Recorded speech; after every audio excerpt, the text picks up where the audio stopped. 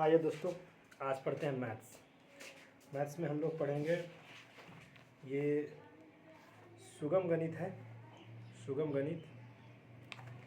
गणित पढ़ेंगे और ये सुगम गणित का प्रश्नमाला 4H है। ठीक है, x के लिए हल कीजिए, यानी x का क्या वैल्यू आएगा वो निकालना है। क्वेश्चन नंबर पहला लिखते हैं।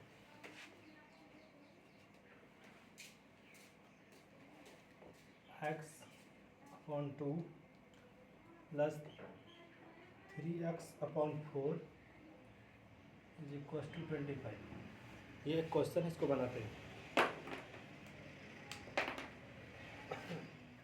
देखिए कैसे बनेगा। पहले तो ऐसे कर लीजिए, क्योंकि यहाँ पर बराबर है। जब यहाँ पर बराबर है तो आपको ऐसे करना पड़ेगा, क्योंकि एक लाइन में दो बराबर नहीं आता, इसलिए ये कर दीजिए आप। अच्छी बात है कि दोनों x एक साइड है, बराबर की इस साइड है, तो इसका एलसीएम ले लेते हैं। 2 और 4 का एलसीएम ले लीजिए साइड में, रफ में आपको 2 और 4 का एलसीएम लेना है।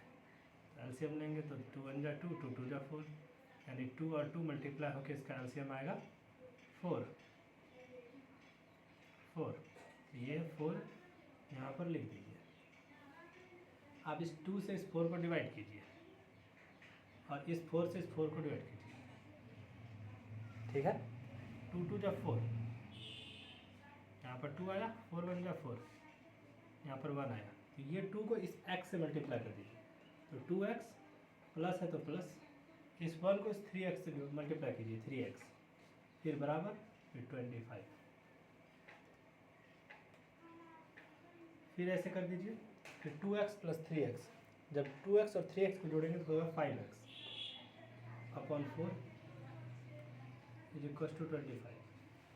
ठीक है, अब क्या होगा, ये 5x इस यहाँ से मल्टीप्लाई होगा, यहाँ कुछ नहीं है तो क्या है, यहाँ 1 है, तो 1 से होगा तो 5x ही रह जाएगा। और ये 25 इस 4 से मल्टीप्लाई होगा, क्योंकि ये 4 यहाँ पर किस पे है, डिवाइड में। इधर आएगा तो मल्टीप्लाई, बराबर किस साइड डिवाइड में है, उस साइड जाएगा multiply.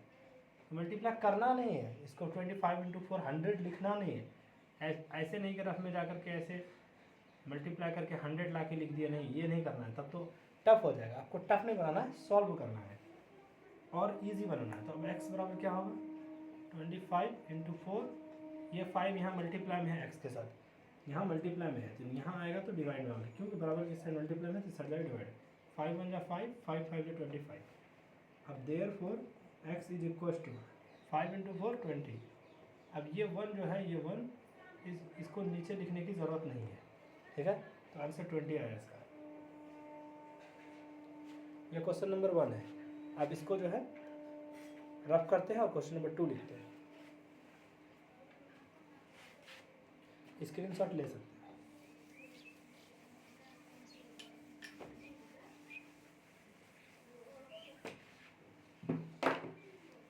Question number 2, x/3 plus x/6, x/3 plus x/6, x/6 is equal to 10।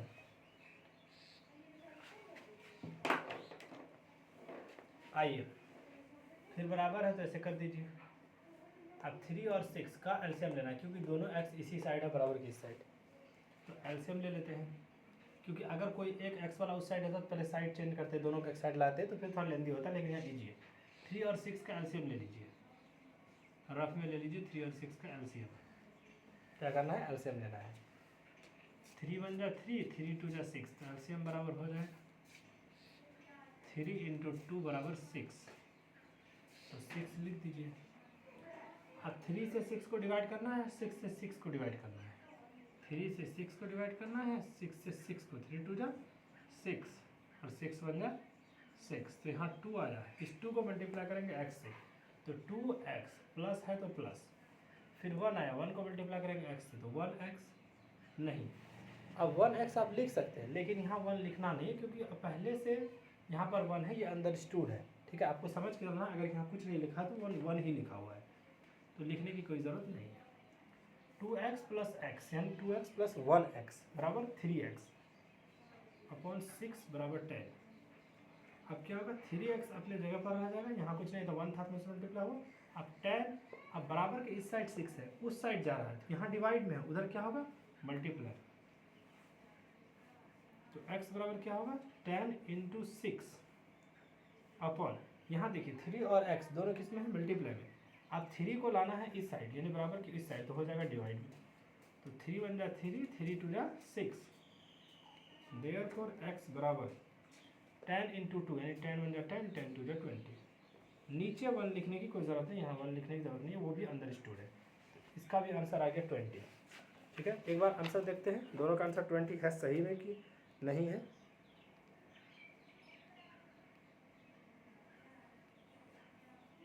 Four H है,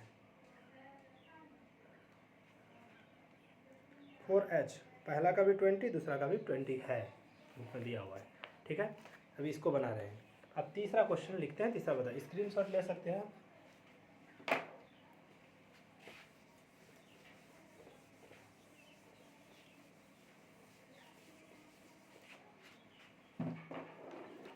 तीसरा क्वेश्चन है 1/8x, 1/8x प्लस 1/8 बराबर इज इक्वल टू 1/7, 1/7x, उसके बाद -1, ये क्वेश्चन है। ठीक है,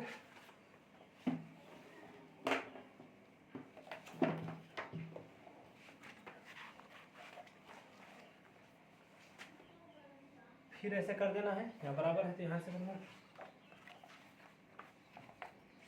देखिए अब 1/8x, x वाला एक यहाँ पर है और ये 1/8 x वाला तो है नहीं, फिर ये x वाला यहाँ पर है।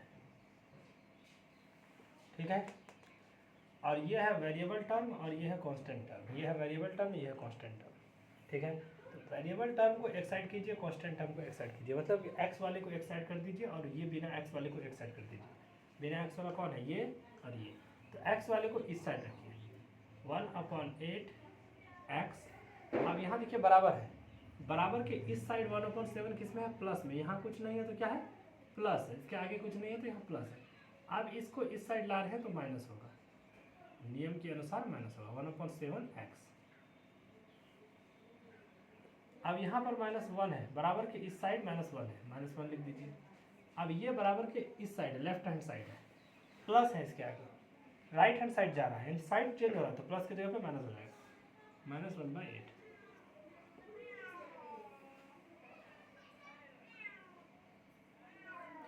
आइए अब 8 और 7 का एलसीएम ले लीजिए, 8 और 7 का एलसीएम लेंगे,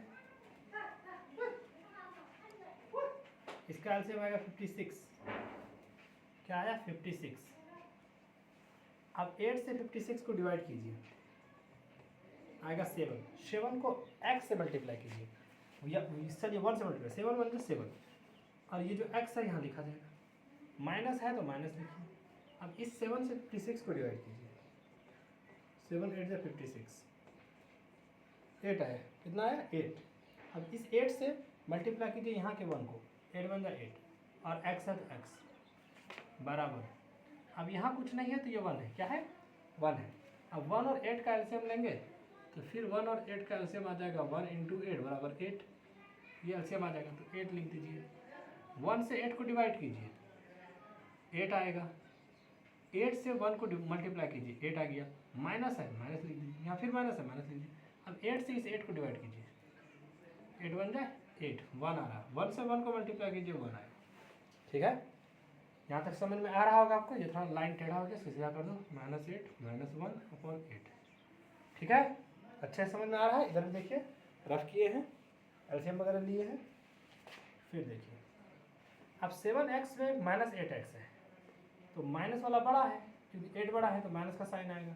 8x में 7x चला गया यानी माइनस हो गया, तो बचा कितना, सिर्फ 1x। 1x में 1 को लिखना नहीं होता है, सिर्फ x लिख दीजिए, 56 बराबर -8 -1। अब यहाँ पर बहुत कन्फ्यूजन होता है कि सर -8 और -1 यानी -7, नहीं, ये भी एक तरह से आपके ऊपर एक कर्ज है, -8 ये भी एक कर्ज है आपके ऊपर, -1 तो क्या हुआ -9, यानी दोनों को जोड़ करके माइनस दिखाना है। ठीक है, माइनस एक सिंबल है जो ये बता रहा है कि ये चीज़ आपका मतलब ऋण है एक तरह से, ठीक है, आप नुकसान में हो एक तरह से, तो माइनस तो रहेगा ही रहेगा, माइनस रहेगा, 8 और 1 जुड़ जाएगा आपस में, तो 9 हो जाएगा अपॉन 8।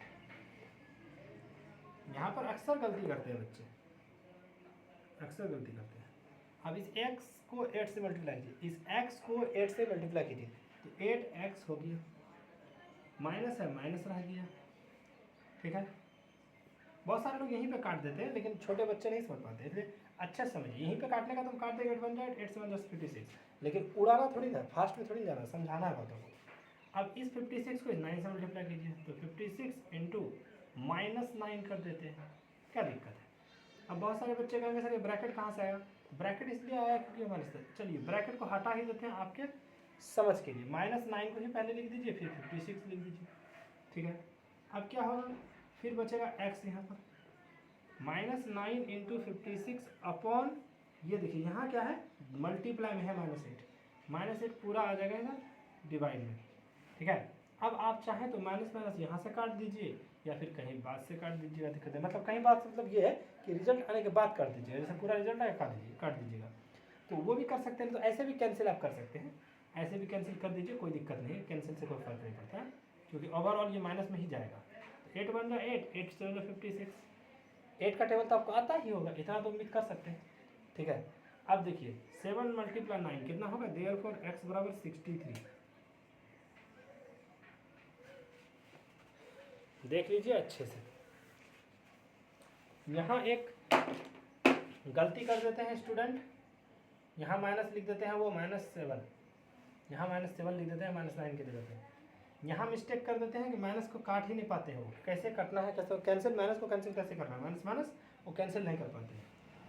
एलसीएम वगैरह देख लीजिए, ठीक है। अब चलिए चौथे नंबर क्वेश्चन की तरफ चलते हैं।